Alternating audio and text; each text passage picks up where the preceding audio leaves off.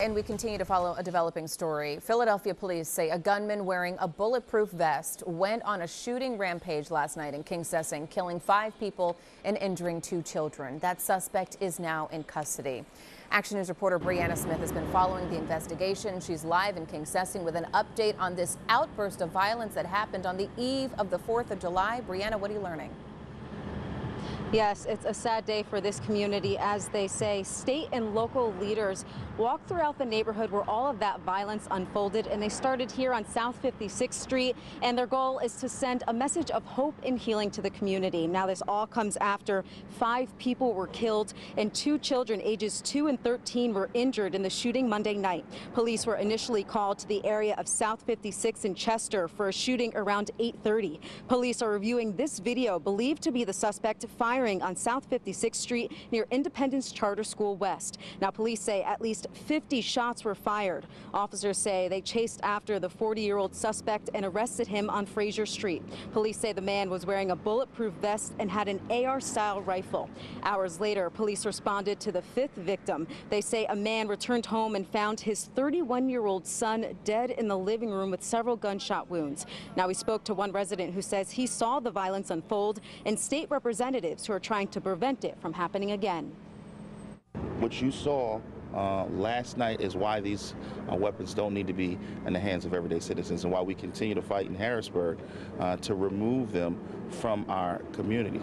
You have people just walking, enjoying their lives, and these type of weapons has now altered many families in this community. I heard a young man screaming like, "Help, help, help, please help." There's people walking by him.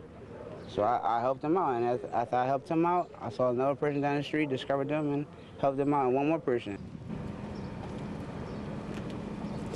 The state representatives say they're working hard to stop this violence. They're in budget talks in Harrisburg in hopes of sending more money to violence prevention programs and schools, as well as changing gun laws. Now, as for the shooting, the motive is still unclear, and whether the shooter, who police say is Kim Brady Carricker, if he has any connection to the victims. Now, we'll have more information at 4 after we speak to police. In Kingsessing, Brianna Smith, Channel 6 Action News.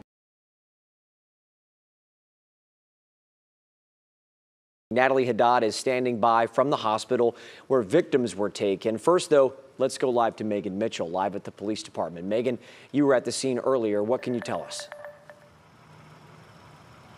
Yeah, we just have new updated numbers in for you. Good morning to you. So 8, now we know it was originally 8. 11 people have been shot in this neighborhood of Como here in Fort Worth. We now know that 3 people have died from their injuries, and it was a chaotic scene. Even when we were there 30 minutes ago, I mean, we could still hear those firecrackers going off, what sounded like gunshots or firecrackers. We couldn't even make it out at that point, but police were starting to take that crime scene tape down. At this hour, we know a number of things. As I mentioned, those updated numbers, but we also are aware of how this started. So that gunfire erupted just before midnight after what was supposed to be a celebration. Now, in the Como neighborhood, they have their annual party on July 3rd. It's supposed to be a joyous occasion. It's a long-standing tradition in this historic neighborhood. Fireworks were lighting up the night sky, and people were gathered for a barbecue. That quickly turned into panic as gunfire erupted.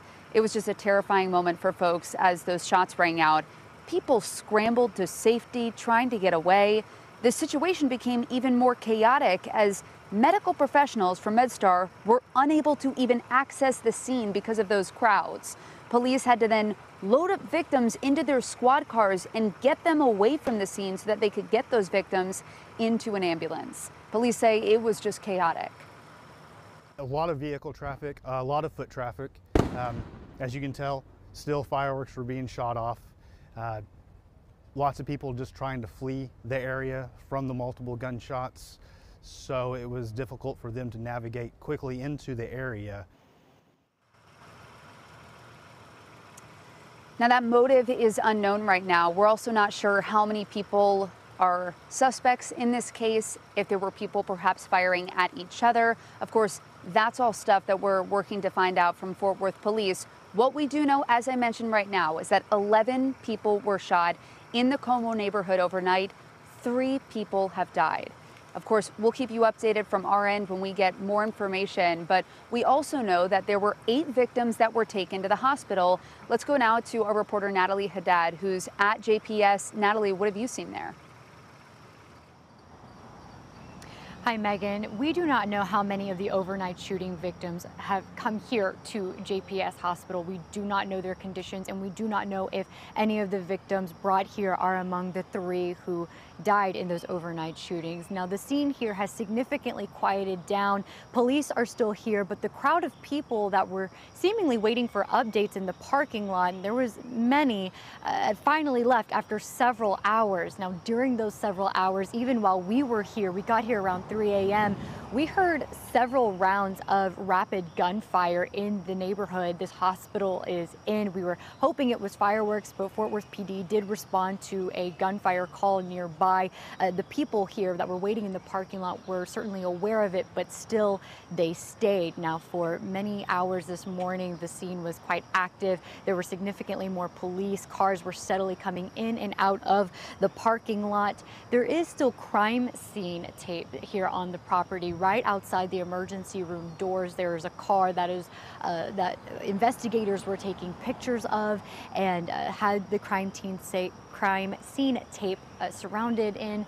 And as law enforcement came in and out of the emergency room, we saw them look into other cars parked in the parking lot. Now, again, we don't know how many of the overnight shooting victims are here at JPS Hospital. We do not know their conditions, and we also don't know if any of those brought here are among the 3 who died, but we will keep you posted right here on WFAA. Cleo, I'm going to send it back to you in studio. Natalie, thank you. Still a lot of questions that need to be answered there. You know, just 2 years ago, 8 people were shot near a car wash in Como, just hours after the first ever Como Fest.